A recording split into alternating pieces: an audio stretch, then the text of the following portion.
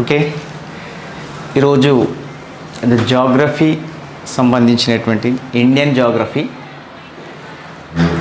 ఈ ఇండియన్ జాగ్రఫీలో మనకు ఒక 12 అనేటువంటి అంశాలపైన, ఇది ఎస్ఐ కావచ్చు, నెక్స్ట్ కానిస్టేబుల్, గ్రూప్ 1, గ్రూప్ 2 అనే డిఎస్ పర్పస్ బి మనకు చాలా ఉపయోగపడుతుంది. ఇందులో 12 అనేటువంటి ఇండియన్ జాగ్రఫీలో 12 అనేటువంటి చాప్టర్స్ అనేటువంటి ఉన్నాయి. ఫస్ట్ చాప్టర్ భారతదేశము మరియు ఉనికి విస్తీర్ణం. సెకండ్ చాప్టర్ నైసర్గిక స్వరూపం. థర్డ్ చాప్టర్ నదీ వ్యవస్థ, నేలలు, పరిశ్రమలు, వ్యవసాయము, రవాణా వ్యవస్థ, జనాభా లెక్కలు. ఇలా 12 అనేటువంటి చాప్టర్ పైన ఈ ఇండియన్ జాగ్రఫీ ఉంది. ఫస్ట్ చాప్టర్ చూసినట్టయితే ద ఫస్ట్ చాప్టర్ ఇన్ జాగ్రఫీలో భారతదేశం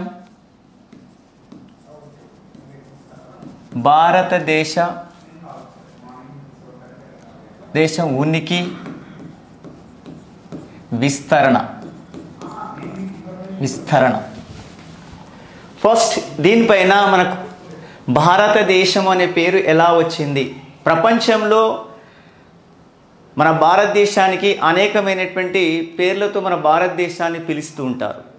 ఏ ఒక్క దేశానికి ఇన్ని పేర్లు లేవు, కానీ మన భారతదేశానికి మాత్రం అనేకమైనటువంటి పేర్లతో పిలుస్తూ ఉంటారు. ఫస్ట్ ప్రాచీన కాలంలో మన భారతదేశాన్ని, అంటే ప్రాచీన కాలంలో మన భారతదేశాన్ని జంబూ ద్వీపము అని అనేవారు. జంబూ ద్వీపము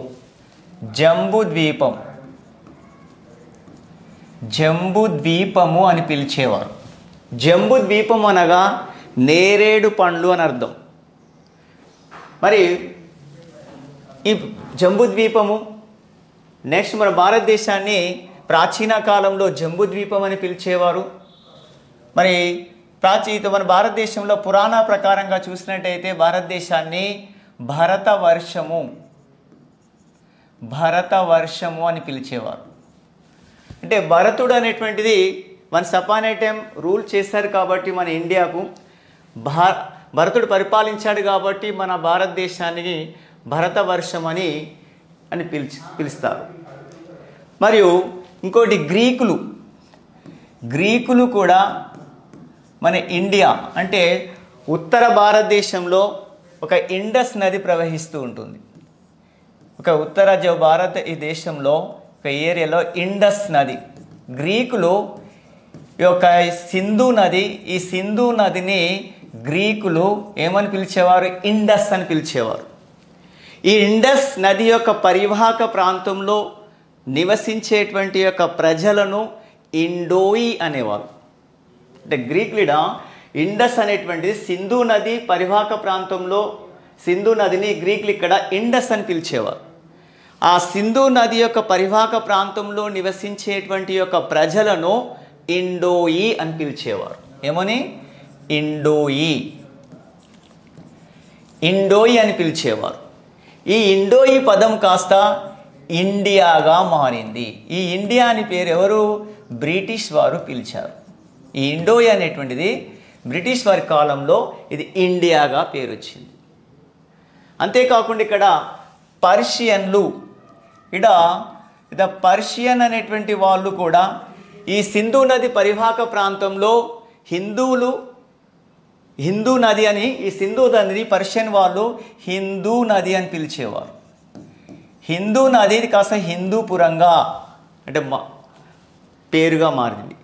కాబట్టి పర్షియన్ అనేటువంటి వాళ్ళు ఈ సింధు నదిని హిందూ నదిగా పిలిచారు. ఇది హిందువులని. తర్వాత దీన్ని అరబ్బులు, అంటే ఇక్కడ ఉన్నటువంటి అరబ్బులు దీన్ని మన ఇండియాను హిందుస్థాన్గా పిలిచారు. ఇట్లా అనేకమైనటువంటి పేర్లతో మన భారతదేశాన్ని పిలుచుతున్నారు. అంటే ప్రపంచంలో ఏ ఒక్క దేశానికి ఇన్ని పేర్లు లేవు, కానీ మన భారతదేశానికి మాత్రం అనేకమైనటువంటి పేర్లతో పిలుస్తూ ఉంటారు. ఇక్కడ క్వశ్చన్ ఎలా అడుగుతుంటాడంటే, సపోజ్ ఇక్కడ అరబ్బులు మన ఇండియాను ఏమని పిలిచారు? హిందుస్థాన్ అని. మరి ఇండస్ నది పరివాహక ప్రాంతంలో నివసించే ప్రజలను ఏమని పిలుస్తారు? ఇండోయి అని. దాన్ని ఇండియా అని బ్రిటిష్ వారు పిలిచారు. ఇట్లా భరతుడు వన్స్ అపాన్ ఏ టైం అప్పుడు పరిపాలించాడు కాబట్టి మన భారతదేశానికి, అంటే భరతుడు పరిపాలించాడు కాబట్టి భారతదేశం అనేటువంటి పేరు వచ్చింది. ప్రాచీన కాలంలో మన భారతదేశాన్ని ఏమని పిలిచారు క్వశ్చన్ ఇట్లా అడుగుతుంటే జంబూ ద్వీపం. ఇట్లా మ్యాచింగ్ ద ఫాలోయింగ్ అంటే జతపరచున దాంట్లో కూడా అడిగేటువంటి అవకాశం ఎక్కువ ఉంటుంది. కాబట్టి దీన్ని మరి మన భారతదేశం అనేటువంటిది మన భారతదేశాన్ని ఏమని పిలుస్తామంటే ఉపఖండము. ఇంపార్టెంట్ ఇక్కడ ఉపఖండము అని పిలుస్తూ ఉంటాం. సరే, ఉపఖండము అంటే ఏమిటి అంటే ఒక ఖండానికి ఉండవలసిన లక్షణాలు ఉన్నట్లయితే ఆ దాన్ని ఉపఖండము అంటాం. మరి ఖండానికి ఉండవలసిన లక్షణాలు ఏంటిది? అది భౌతికంగా, తర్వాత సాంఘికంగా, నెక్స్ట్ సాహిత్య పరంగా, ఇట్లా జనాభా విస్తరణ, ఇవన్నీ కూడా ఒక ఖండానికి ఉండవలసినటువంటి లక్షణాలు. అలాంటి లక్షణాలు మన భారతదేశానికి ఉన్నాయి కాబట్టి మన భారతదేశాన్ని ఉపఖండము అని పిలుస్తారు. బట్ ఇలా క్వశ్చన్ ఎలా అడుగుతుంటారంటే ఈ క్రింది వాణిలో ఉపఖండం లేని దేశం ఏది? ఈ క్రింది వాణిలో ఉపఖండం ఉన్నటువంటి దేశాలు ఏంటి అని this type of the question may be ask in the ఎగ్జామినేషన్లో. కాబట్టి కాంపిటేటివ్ ఎగ్జామినేషన్లో మరి ఏ దేశాలు ఉపఖండ దేశాలని పిలుస్తాం అని క్వశ్చన్, దానిలో లేని దేశం ఏందని క్వశ్చన్ పిలుస్తుంది. కాబట్టి ఇలా ఉపఖండం ఉన్నటువంటి కొన్ని దేశాల గురించి మనం తెలుసుకుందాం. అంటే ఖండాలకు ఉండవలసిన లక్షణాలు ఉన్నట్లయితే ఆ దేశాన్ని ఉపఖండం అని పిలుస్తుంటాం. అంటే ఫర్ ఎగ్జాంపుల్ ఇందులో ఉపఖండం ఉన్నటువంటి దేశాలను మనం చూస్తే భారతదేశం ఒకటి, Bharat, and second Pakistan.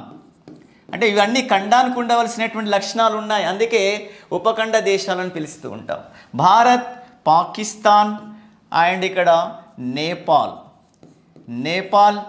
And fourth the Bhutan, Nepal and Bhutan, and next one here Bangladesh, okay, and Sri Lanka, and seventh one here మాల్దీవులు. చాలామందికి ఈ మాల్దీవుల గురించి తెలియదు. సో ఇలా క్వశ్చన్, ఇది భారత ఉపఖండ కలిగినటువంటి దేశాలు, ఉపఖండ దేశాలు ఇవి. అంటే భారతదేశం, పాకిస్తాన్, నేపాల్, భూటాన్, బంగ్లాదేశ్, శ్రీలంక, మాల్దీవులు. బట్ ఇందులో ఇంకో క్వశ్చన్, ఇండైరెక్ట్ క్వశ్చన్, చాలామందికి తెలిసవచ్చు, కానీ సార్క్ దేశాలు, సార్క్ గురించి మీకు తెలిసి ఉండవచ్చు. సార్క్ అనేటువంటి దేశాలు కూడా అంటే ఉపఖండ దేశాలు కానీ క్వశ్చన్ వస్తుంది. కానీ అందులో ఒక దేశం అనేది సార్క్లో, SAARC, SAARC, SAARC. Sir, what is the full form of the SAARC? South Asian అసోసియేషనల్ for regional council, that is the SAARC full form.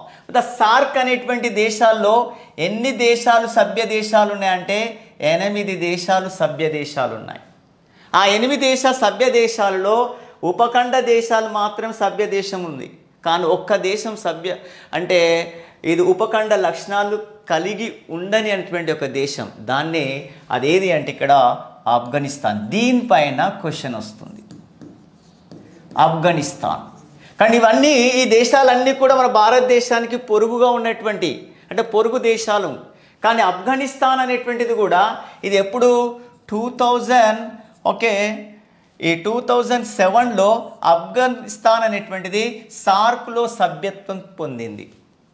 కానీ సార్క్ ఎప్పుడు ఏర్పడింది ఇక్కడ సంబంధించి చూస్తే 1986లో డిసెంబర్ 8న ఈ యొక్క సార్క్ అనేటువంటిది ఏర్పడింది.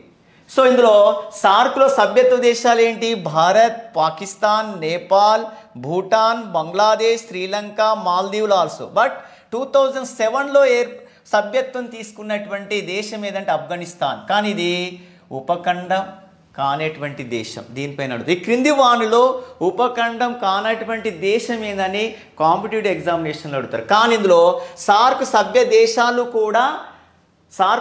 దేశాలు కూడా ఉపఖండ దేశాలు అంటాం, కానీ ఆఫ్ఘనిస్తాన్ మినహా.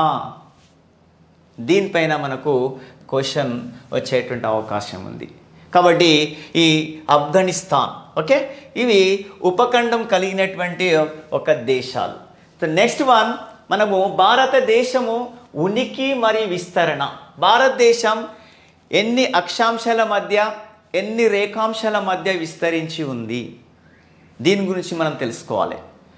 కాబట్టి ఎన్ని అక్షాంశాలు, మరి ప్రపంచ భూగోళంలో మనం చూసినట్టయితే, గ్లోబ్లో చూసినట్టయితే మన భారతదేశం అనేటువంటి ఉనికిలో, మన భారతదేశం అంటే ఈ యొక్క భూగోళం మధ్య భాగం గుండా పోయేటువంటి ఒక రేఖను భూమధ్య రేఖ అని పిలుస్తాం, దీని ఈక్వేటర్. మరి ఈ భూమధ్య రేఖ మన భారతదేశాన్ని ఇది ఏది మన భూగోళాన్ని మొత్తము ఏది రెండుగా విభజిస్తుంది. భూమధ్య రేఖకు ఉత్తరంగా ఉన్నటువంటి అర్ధగోళాన్ని ఇక్కడ ఉన్నటువంటి ఉత్తరార్ధగోళము అని పిలుస్తాం. భూమధ్య రేఖకు దక్షిణంగా ఉన్నటువంటి అర్ధగోళాన్ని దక్షిణార్ధగోళము పిలుస్తాం. మరి ఈ భూగోళంలో పటంలో చూసినట్టే, గ్లోబ్లో చూసినట్టయితే మన భారతదేశం ఏ అర్ధగోళంలో ఉంది? 23.5 డిగ్రీ నార్త్ లాటిట్యూడ్, అంటే ఇక్కడ ఉత్తర అక్షాంశము. మన భారతదేశము ఇక్కడ ఈ గ్లోబ్లో ఇక్కడ విస్తరించి ఉంది, అంటే ఇక్కడ ఉనికి, అంటే ఉత్తరార్ధగోళంలో. మరి ఈ యొక్క 0 డిగ్రీ ఒక అంటే దీన్ని 0 డిగ్రీ గ్రీన్విచ్ అనేటువంటి రేఖాంశం. ఇది 0 డిగ్రీ గ్రీన్విచ్ రేఖాంశం తూర్పుగా ఉన్న అర్ధగోళాన్ని పూర్వార్ధగోళము అంటాం. దీనిపైన క్వశ్చన్ ఇంపార్టెంట్. తూర్పుగా ఉన్న అర్ధగోళం అంటే 0 డిగ్రీకి పశ్చిమంగా ఉన్న అర్ధగోళాన్ని ఇది పశ్చిమార్ధగోళం అని పిలుస్తూ ఉంటాం. మరి దీన్ని చెప్పడానికి కారణం ఏంటిదంటే భారతదేశం ఉత్తరార్ధగోళంలో మరియు ఇక్కడ పూర్వార్ధగోళంలో ఉంది. 0 డిగ్రీ నుంచి తూర్పుకు ఉన్న అర్ధగోళాన్ని పూర్వార్ధగోళము అని పిలుస్తూ ఉంటాం. కాబట్టి మన భారతదేశం అంటే గ్లోబ్లో అంటే ఉనికిలో చూసినట్టయితే ఇది ఉత్తరార్ధగోళంలో మరి పూర్వార్ధగోళంలో విస్తరించింది. చాలామందికి తెలిసింది ఏంటంటే ఉత్తరార్ధగోళం అనుకుంటా, కానీ పూర్వార్ధగోళంలో కూడా ఈ మన భారతదేశం అనేటువంటి విస్తరించి ఉంది. సో అది మన భారతదేశం అనేటువంటి యొక్క ఉనికి. మరి ఇందులో మన భారతదేశం అనేటువంటి ఉనికి విస్తరణలో చూసినట్టయితే ఇది అక్షాంశాల పరంగా, రేఖాంశాల పరంగా, లాటిట్యూడ్స్ అండ్ లాంగిట్యూడ్స్ పరంగా మనం చూసినట్టయితే మన భారతదేశం అంటే ఇక్కడ 8 డిగ్రీల 4 మినిట్స్ నుంచి ఇక్కడ 8 డిగ్రీల 6 మినిట్స్ ఉత్తర అక్షాంశాల మధ్య అండ్ 68 డిగ్రీల 7 మినిట్స్ నుంచి ఇక్కడ 97 డిగ్రీల 25 మినిట్స్ ఇది తూర్పు అనేటువంటి రేఖాంశాల మధ్య విస్తరించి ఉంది. 8 డిగ్రీల 4 మినిట్స్ నుంచి 37 డిగ్రీల 6 మినిట్స్ అంటే ఉత్తర అక్షాంశం అండ్ 68 డిగ్రీల 7 మినిట్స్ నుంచి 97 డిగ్రీల 25 మినిట్స్ ఇక తూర్పు అనేటువంటి రేఖాంశాల మధ్య మన భారతదేశం విస్తరించి ఉంది. బట్ దీనిపైన క్వశ్చన్ మనకు వచ్చేటువంటి అవకాశం అనేటువంటి ఎక్కువగా ఉంది. సో ఇక్కడ మనం ఒకసారి చూడండి, అబ్జర్వేషన్ చేస్తే చూడండి, ఇక్కడ 8 డిగ్రీల 4 మినిట్స్ ఇక్కడ లాస్ట్ జమ్మూ కాశ్మీర్ నుంచి 3761 ఇది ఉత్తర అక్షాంశాల మధ్య. మరి ఇక్కడ రేఖాంశాల పరంగా చూసినట్టయితే 68 డిగ్రీ 7 మినిట్స్ నుంచి అండ్ లాస్ట్ ఇక్కడ 97 డిగ్రీ 25 మినిట్స్ తూర్పు రేఖాంశాల మధ్య విస్తరించి ఉంది. మరి ఇందులో అక్షాంశాల పరంగా, రేఖాంశాల పరంగా మీరు బాగా చూసినట్టయితే అప్రాక్సిమేట్లీ 68, 97 రేఖాంశాల పరంగా అప్రాక్సిమేట్లీ 30 డిగ్రీల 30 డిగ్రీ రేఖాంశాల మధ్య తేడా ఉంది. ఇప్పుడు చూడండి 97లకై 68 అప్రాక్సిమేట్ తీసేసినట్టయితే 30 అప్రాక్సిమేట్లీ. బట్ మన భారతదేశం అక్షాంశాల పరంగా, రేఖాంశాల పరంగా అప్రాక్సిమేట్లీ 30 డిగ్రీ తేడాతో ఉంది ఇక్కడ.